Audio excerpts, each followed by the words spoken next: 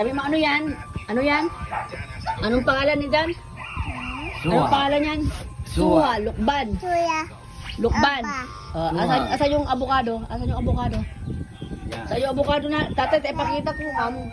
Pakita ko yung avocado, malalaki. Okay. Ay, balbalod, si panin ninyo. Ayan, kunin mo, hawak mo ito, oh. Anong pangalan yan? Ah? Avocado. Hindi mo alam hindi mo alam pangalan niyan, tawag? Avocado. Pecho.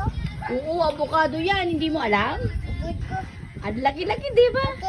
Oh. Pecho. Sabi nyo, gusto nyo, kamu, gusto nyo, sabihin mo, gusto nyo, kamu, sabi mo, oo, sabi mo, gusto nyo, dito, sabi mo dito sa ano, gusto nyo,